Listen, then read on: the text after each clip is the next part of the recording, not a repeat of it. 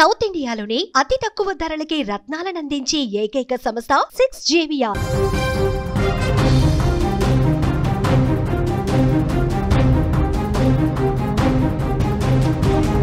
తిరుపతిలో తల్లి కూతుళ్ల కిడ్నాప్ కలకలం రేపుతోంది. కారులో కిడ్నాప్ చేసి తీసుకెళ్లారు దుండగులు.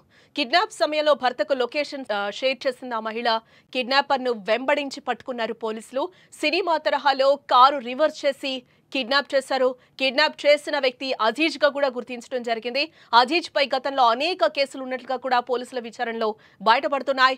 విలన్లు మహిళలను కిడ్నాప్ చేసిన విలన్లను పోలీసులు వెంటాడడం, కారును చేస్ చేయడం కోసం పోలీస్ వాహనం వారి వెంటపడ్డం, ఇదంతా మనం సినిమాలోనే చూస్తూ ఉంటాం కదా. కానీ కొన్నిసార్లు సినిమా సీన్లకు ఏమాత్రం తగ్గని ఘటనలు నిజ జీవితంలోనూ ఎదురవుతూ ఉంటాయి. అలాంటి ఘటనే తిరుపతిలో కూడా చోటు చేసుకుంది. ఓ రౌడీ షీటర్ తల్లి కూతుర్లను కారులో కిడ్నాప్ చేశాడు. సమాచారం అందుకున్న పోలీసులు వారిని సినిమా తరహాలోనే పట్టుకున్నట్లుగా కూడా మనకి విజువల్స్ చూస్తుంటే క్లియర్ గా అర్థమవుతోంది. తిరుపతి నగరంలోని లక్ష్మీపురం సర్కిల్ వద్ద రౌడీ షీటర్ అజీజ్, అతని అనుచరుడు బబ్లు నానా హంగామా సృష్టించారని చెప్పుకోవచ్చు. తల్లి కూతురును కారులో కిడ్నాప్ చేసి మాట వినకపోతే చంపేస్తామంటూ కూడా కత్తులతో వారిని అయితే బెదిరించడం జరిగింది. వారిని కారులో తీసుకెళ్తూ ఉండగా సదరు మహిళ తన భర్తకు లొకేషన్ షేర్ చేసింది. లొకేషన్ చూసిన భర్త పోలీసులకు సమాచారం అందించాడు. వెంటనే అప్రమత్తమైన పోలీసులు స్పాట్ ను గుర్తించడం కూడా జరిగింది. రాత్రి విధుల్లో ఉన్న అలిపిరి సిఐ రామకిషోర్ బృందం రౌడీ షీటర్ కారును అయితే చేజ్ చేశారు. కొర్లగుంట సమీపంలో కారును గుర్తించిన పోలీసులు కిడ్నాపర్ ను పట్టుకునే ప్రయత్నం చేశారు.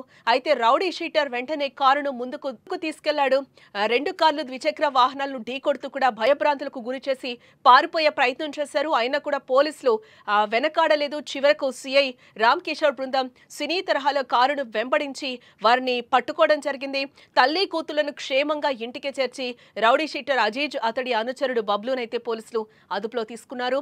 సదరు రౌడీ షీటర్ గతంలో కూడా పలు కేసుల్లో అరెస్ట్ అయి జైలు జీవితం గడిపినట్లుగా కూడా పోలీసు రికార్డుల్లో తేలుతోంది. కాగా ఈ కిడ్నాప్ ఘటన స్థానికంగా తీవ్ర చర్చనీయాంశంగా మారిందని చెప్పుకోవచ్చు. అయితే వారిని డబ్బుల కోసం కిడ్నాప్ చేశాడా, మరేదైనా కారణం ఉందా అనే కోణంలో అయితే పోలీసులు ప్రస్తుతం విచారణ జరుపుతున్నట్లుగా కూడా తెలుస్తోంది.